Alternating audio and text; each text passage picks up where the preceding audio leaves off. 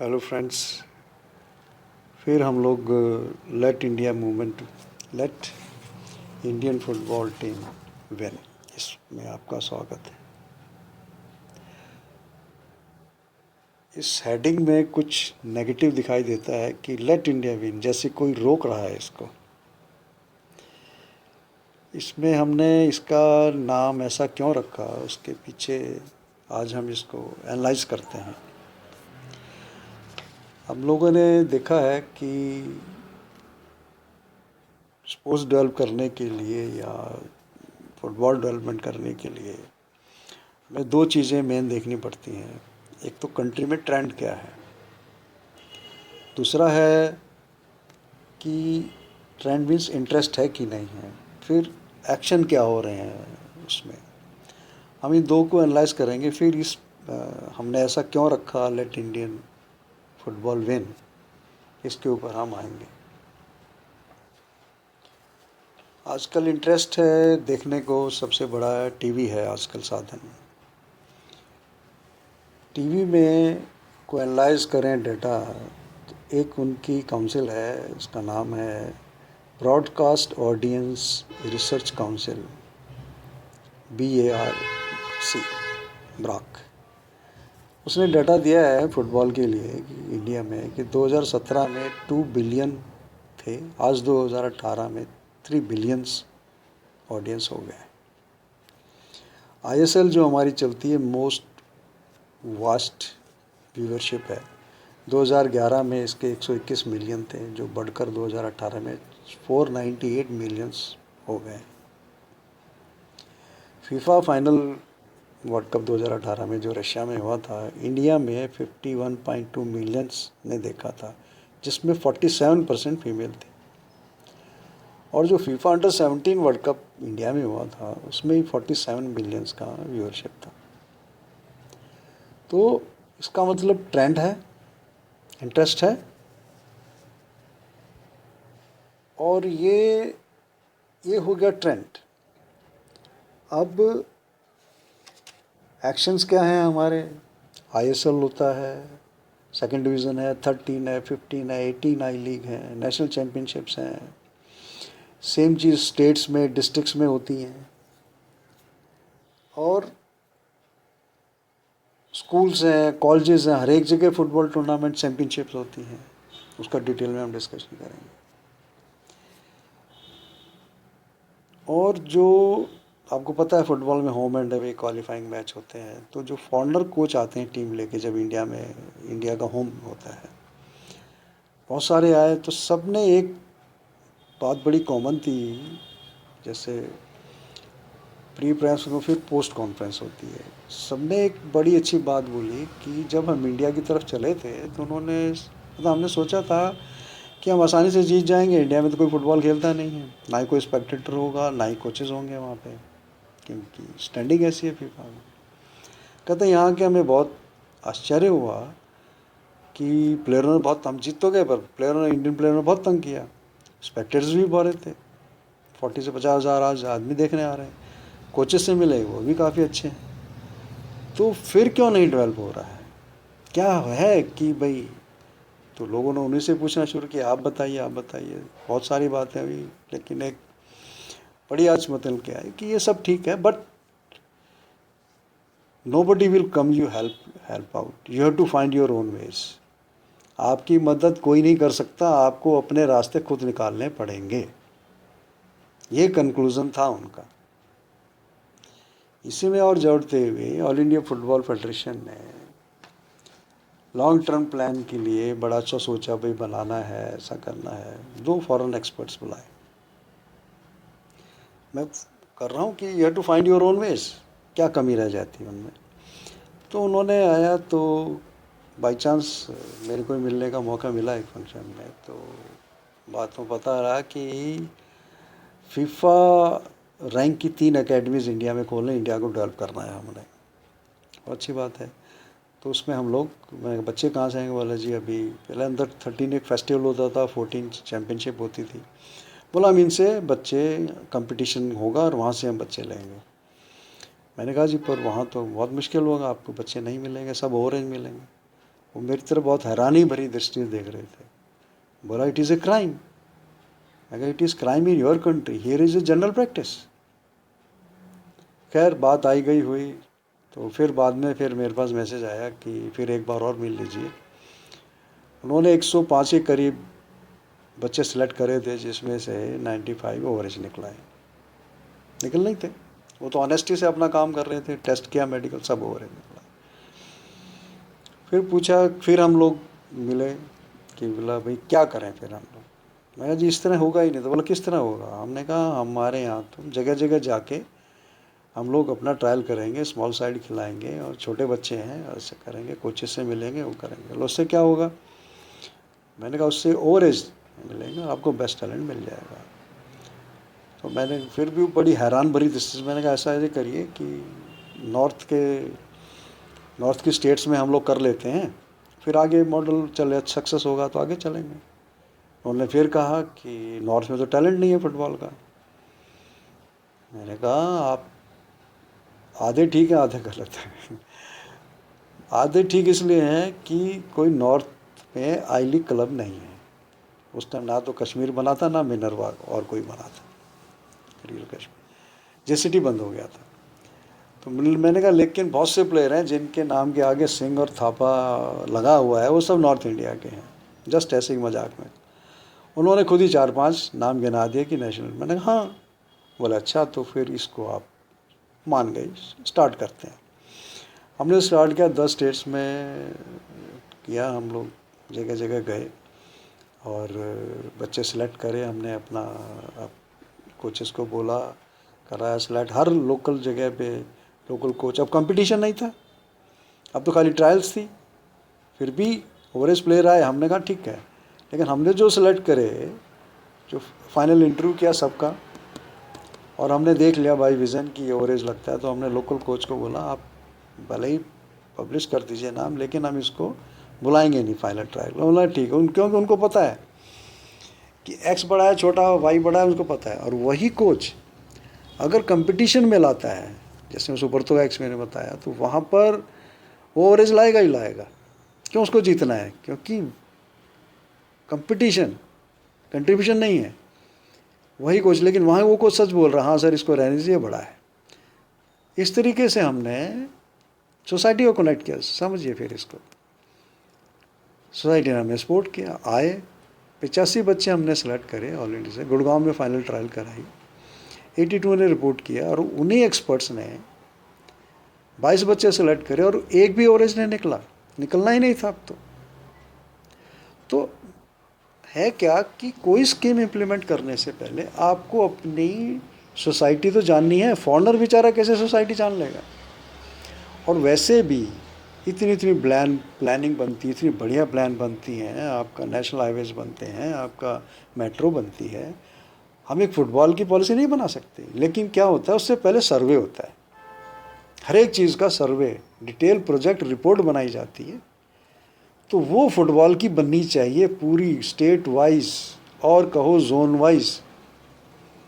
क्योंकि जो हरियाणा पंजाब का जो सोसाइटी है वो नॉर्थ ईस्ट से मेल नहीं खाता है, ना ही गोवा से, ना ही साउथ से। तो इंडिया एज ए कॉन्टिनेंट, तो इसको एक ब्रॉडर पर्सपेक्टिव में एक पहले सर्वे होना चाहिए सब लोगों जुड़ के कि भाई क्या पॉलिसी कैसे होगा, सोसाइटी को हम कॉन्टैक्ट कैसे करेंगे। वो लैकिंग है, जिसके कारण सब होता है। अब आइए कि हम एक्शंस क्या कर रहे हैं। हमारे जो एक्शंस हैं, एएफएफ का आईएसएल वगैरह ये छोड़ दीजिए, ये डायरेक्ट फीफा के कंट्रोल में है या कुछ, उसको करना पड़ता है। वो भी बहुत कंप्रोमाइज़ करके अपनी नेशनल चैम्पियनशिप्स कराते हैं। लेकिन वही कंडीशंस ना तो अपनी स्टेट पे थोपते हैं, ना स्टेट डिस्ट्रिक्ट पे थोपता है। वहाँ भी फॉर्मेलिटीज़ हैं, स्टेट चैम्पियनशिप कराइए, ये कराइए। जैसे स्कूल एजुकेशन सिस्टम है, टूर्नामेंट्स सारे होंगे, डिस्ट्रिक्ट, जोन, नेशनल, इंटरनेशनल भी होगा, यूनिवर्सिटी भी, इंटर कॉलेज यूनिवर्सिटी भी। उसको हम कैसे कराते हैं। इसी तरह सिविल डिपार्टमेंट भी है, पैरामिलिट्री फोर्सेस भी हैं, कैसे कराते हैं। 4 दिन में सब खत्म। इवन स्पोर्ट्स मिनिस्ट्री 4 दिन 5 दिन में national championship over. Rural sportsman शुरू में होता है, सब ओवर। 4-5 दिन से काम ही नहीं है ज़्यादा का। सेम केस मेरे को मौका मिला 66 नेशनल स्कूल्स खेलने का, वही फॉर्मेट आज भी चल रहा है, वही 4 दिन। हम ये भूल जाते हैं कि स्पोर्ट्स इतना बड़ा ओलंपिक मूवमेंट पूरी दुनिया में चल रहा है, ये खाना पूर्ति के लिए नहीं चल रहा है। Sports activities are the most effective ways of communication. इसको हमें समझना होगा, समझाना होगा लोगों को। इसमें आप जितनी इंटीग्रेशन, नेशनलिटी, सब कुछ डाल दीजिए, जितने एडजेक्टिव्स हैं दुनिया में, वो स्पोर्ट्स के थ्रू अपने आप जनरेट होते हैं यूथ में। यूथ को बिना स्पोर्ट्स के आप एजुकेट कर ही नहीं सकते। It should be treated as a classroom outside a classroom, where they explore their potential, where they explore everything, mental, physical से ज़्यादा मेंटल है, एंड स्पेशली फुटबॉल में क्या सोशोलॉजी इम्प्लीमेंट नहीं होती, सब कुछ मतलब एंडलेस है वो। लेकिन हमने इसको खाली विनिंग लूजिंग में बंद कर दिया है। और स्पोर्ट्स एक्टिविटीज़ क्या जनरेट कर रही हैं? एज कंपटीशन है, कॉलेज का है, स्कूल का है, कौन होस्ट है वो, हाँ यार वो जीतेगा। और आप इसका अगर एक सोशल इकोनॉमिक ऑडिट करें स्पोर्ट्स का, स्पेशली स्कूल और कॉलेजेस में, हैरान हो जाएंगे। एक 200 किलोमीटर 100 किलोमीटर से टीम चल के आती है, एक मैच खेलती है, हार के वापस चली जाती है। एक बच्चा जो टैलेंटेड भी है लेकिन स्पोर्ट्स में बहुत इंटरेस्टेड है, साल में कितने मैच खेला? 3। ऐसे ही 4-5 यूनिवर्सिटी हैं जो क्वालिफाई करेंगे, बाकी जितनी यूनिवर्सिटी थी नॉर्थ जोन में 40 से 45, बाकी यूनिवर्सिटी, इस तरह ऑल इंडिया में। बाकी हमने यूथ को क्या सिखाया कि चलता है स्पोर्ट्स, क्या है, जाओ एक दिन खेलो और वापस आ जाओ। ये तो हुआ social aspect. Education is negative, कि हमें पता हेरा फेरी होगी, वो जीत जाएगा, स्कूल हो, कॉलेज हो, कोई भी हो। और उसका अगर खर्चा लगा, कोई भी टीम 30 से 40 हज़ार में कम में नहीं पड़ती है। 8 दिन कैंप लगाएगा, आएगा जाएगा, ड्रेस बनेगी, कुछ बनेगी। और क्या हुआ? एक match, just 1 match, 40,000 gone. Education not nil, negative. और इसके साथ साथ और जूनियर चले जाइए, नीचे जाइए तो और भयंकर सिचुएशन है। एक एग्जांपल मैं आपको दूं, सुब्रतो का बहुत मशहूर है, स्कूल में सब क्वालिफाई करके जाना चाहते हैं। 99% जो होस्ट है वो क्वालिफाई करता है। क्या कोई भी, क्या होगा भाई? एज कंपटीशन है, 14 है, 17 है। मैं जो नेगेटिव डाला है इसलिए डाला है कि वो जो होस्ट है या जो स्कूल है, वो उसने अपनी टीम बनाई, एक कोई प्रोफेशनल आया, एक कोई इन्वेस्टर आया, उसने अपनी एकेडमी बनाई स्कूल में या किसी जगह, उसने प्लेयर पैदा हुए, लाखों रुपया लगाया, उसने एक सिस्टमेटिक स्टार्ट किया। अब वो लाखों रुपया लगा के वो स्कूल में एडमिशन है कहीं, वो स्कूल पहुंचता है होस्ट के पास, होस्ट देखता है तगड़ा, उसने अंडर 14 में उसको टीम को फाइनल में अपने संतोष ट्रॉफी वाले प्लेयर खिला के उसको हरा दिया। क्यों? क्या? वही कंट्रीब्यूशन नहीं, कंपटीशन है, जीतना है, विनिंग विनिंग विनिंग, खुद जीतना है। इंडिया हार गया तो क्या हुआ? वो जो स्पॉन्सर्स था, वो जिसने लाखों रुपए लगाए थे, उन्होंने कहा बंद करो, तुम तो जीतते नहीं। वो भी जीतने की प्रॉब्लम है, उसको कितना ही समझा लो, कहता नहीं। एक आपका जनरल स्कूल था, एक पीटी मास्टर ने आपको हरा के भेज दिया।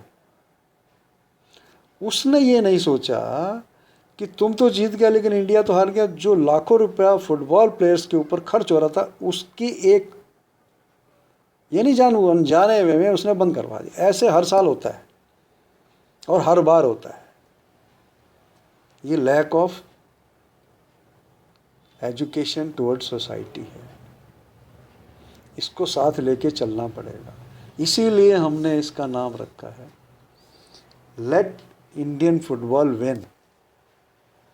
कि ये एक्शन छोड़ दीजिए, एक्शन बहुत हो रहे हैं, लेकिन हम जिस पेड़ पर बैठे हैं उसकी डाल नहीं काट रहे हैं, पेड़ ही काट रहे हैं, पेड़ की जड़ों में हम एसिड डाल रहे हैं ताकि पेड़ मर जाए। ये हमारे एक्शंस हैं। अब दूसरी बात आ जाइए, स्पोर्ट्स कोटा होता है, बहुत अच्छी बात है। कॉलेजेस में भी स्पोर्ट्स कोटे में एडमिशन है, आर्मड फोर्सेस में भी, गवर्नमेंट सर्विसेज में भी, स्पेशली रेलवेज में भी, सिविल सर्विसेज में भी, सब में आपको स्पोर्ट्स एक उसको दिया है कि आप चूज़ कर सकते हैं। अभी एक उसको सॉर्ट ऑफ कॉन्फिडेंस दे रहे हैं, क्योंकि ये रिस्क मैनेजमेंट है। स्पोर्ट्स इज़ ए रिस्क बहुत ज़्यादा है, तो इसको मैनेज करने के लिए कि भाई करो, कम से कम तुम्हारी सर्विस तो सेफ़ है। तो इसमें इस पॉलिसी में जो अब तक चल रही है, इंडिविजुअल स्पोर्ट्स तो ठीक है, या जिनकी डिपार्टमेंटल टीम नेशनल में खेलते थे ठीक है, लेकिन फ़ुटबॉल में बहुत बड़ी प्रॉब्लम है। फुटबॉल में सर्विसेज और रेलवे छोड़ के बाकी कोई डिपार्टमेंट संतोष ट्रॉफी में नहीं पार्टिसिपेट करता है। और अब संतोष ट्रॉफी भी बी क्या सी लेवल पर आ गया है। फुटबॉल में क्या है, जब तक वो खिलाड़ी क्लब में नहीं जाएगा, किसी ISL आई लीग में नहीं जाएगा, वो अपने को डेवलप ही नहीं कर सकता। टैलेंटेड है, लेकिन टैलेंट को डेवलप करने के लिए वो इंटेंसिटी चाहिए ना, कंपटीशन, इंटेंसिटी ऑफ ट्रेनिंग। वो डिपार्टमेंट में तो नहीं हो सकती, वो क्लब में ही जाना पड़ेगा। उसमें जाने का कोई रूल रेगुलेशन ड्रॉ नहीं है। डिपार्टमेंट कहता है हमारे डिपार्टमेंट को जिताओ, हम तुमको तनख्वाह देते हैं, हम तुम्हें क्लब के लिए क्यों छोड़ें। इसका एक सोचना है। स्पिरिट क्या है, उसको नौकरी देने की स्पिरिट ये है कि you can choose now, you have been assured. मान लो कोई इंजरी हुई थी, नहीं क्लिक कर पाए आप, ठीक है, लेकिन आपका सर्विस कायम है, ये आपकी फैमिली, आपका फ्यूचर सिक्योर है, कम से कम इतना तो आपको मिलेगा ही मिलेगा, डोंट वरी अबाउट दैट। लेकिन उन्होंने उसको क्या बना दिया, डिपार्टमेंट का काम नहीं सीखने दे रहा और फुटबॉल आप जाने नहीं दे रहे हैं। तो उसको एक लोकल अफेयर बना के उस स्पोर्ट्समैन, मैं ऐसे बहुत से प्लेयरों को जानता हूँ, स्पेशली रेलवेज़ के, बहुत अच्छे थे, वो निकल सकते थे, क्लब से उनको बुलाया था, लेकिन डिपार्टमेंट ने इतना डरा दिया उसको कि उसको जाने नहीं दिया। तो जो एक्शंस हैं हमारे, उन एक्शन में ही नेगेटिविटी है। इसीलिए हमने नाम दिया इसको लेट इंडियन फुटबॉल विन।